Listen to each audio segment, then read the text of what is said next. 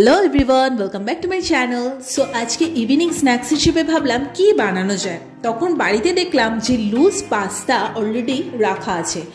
सो भाबलाम चलो लूज पास्ताटा दिए एकटू पास्ता बानिये निई। आमी एकटूखानी गाजर केटे रेखेछि और अलरेडी आमी जलटाके बयल होते दिए दिएछि।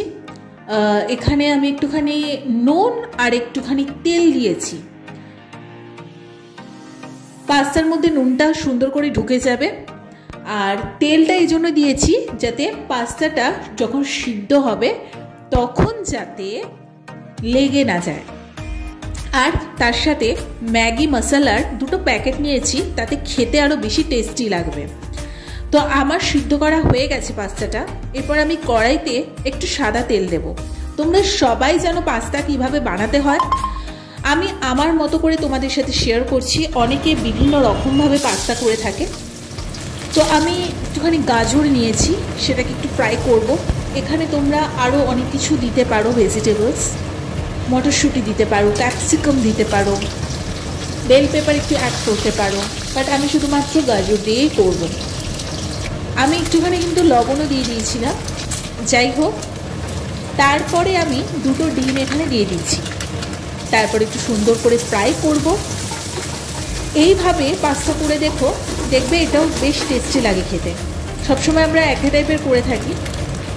তো যাই হোক, এবারে ম্যাগি মশলাটা দিয়ে দেবো। লুজ ম্যাগি মশলা তোমরা একটুখানি কিনে রাখবে। তাতে কি বলো তো, প্রত্যেকটা খাবারের টেস্ট একটু অন্যরকম হয়ে যায়।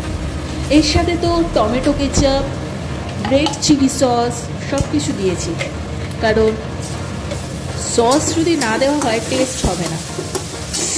আমার তো দেখেই জিভে জল চলে আসছে। সো এখন হালকা একটু মশলাটা কষানোর পরে আমি বয়েল করে রাখা পাস্তাটা এখানে দিয়ে দেবো। দেখতে পাচ্ছ কতটা ঝুরঝুরে হয়েছে পাস্তাটা, যেহেতু আমি একটু অয়েল দিয়ে এটাকে সিদ্ধ করেছিলাম সে কারণে। যাই হোক, সুন্দর করে মিক্স আপ করলাম। এবার একটুখানি ওপর দিয়ে গরম মশলা ছড়িয়ে দেবো। যেহেতু আমি লঙ্কা ইউজ করিনি এখানে, তাই একটু সরি গরম মশলা না, গোলমরিচ। রাতেরবেলা ভয়েস দিচ্ছি, ঘুমের ঘরে কি বলছে নিজেই জানি না। যাই হোক, তার উপর আমাদের পাড়াতে আবার কুকুর ডাকা শুরু করেছে এই রাতের বেলা। যাই হোক, চলো আমার হয়ে গেছে পাস্তা বানানো কমপ্লিট। এবার ইয়াম্মি অ্যান্ড টেস্টি পাস্তাটা এখন করব, খাবো। আমার ভাইয়ের জন্যই বানিয়েছি, কারণ আর কেউ খায় না বাড়িতে। তো খেতে তো দারুণ হয়েছিল। আর ম্যাগি মশলার আলাদাই একটা টেস্ট। ম্যাগি মশলাটা দিলে আলাদা করে আর অন্য কিছু করতে হয় না। সো প্রচণ্ড খিদে পেয়েছিল, চটজলদি হাতের কাছে যা ছিল সেটা দিয়ে সুন্দর করে পাস্তা বানালাম। আই থিঙ্ক এই রেসিপিটা তোমাদের ভালো লেগেছে। ভালো লেগে থাকলে অবশ্যই লাইক কমেন্ট শেয়ার সাবস্ক্রাইব করে দিও। আমি জানি তোমরা বিভিন্ন রকমভাবে পাস্তা বানিয়ে থাকো, বাট আমি বলবো আমার মতো করে একবার পারলে একটু ট্রাই করে দেখো।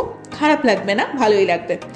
সো চলো আপাতত এখানে ভিডিওটাকে এন্ড করে দিই। আবার নেক্সট ভিডিও নিয়ে আসবো। টাটা।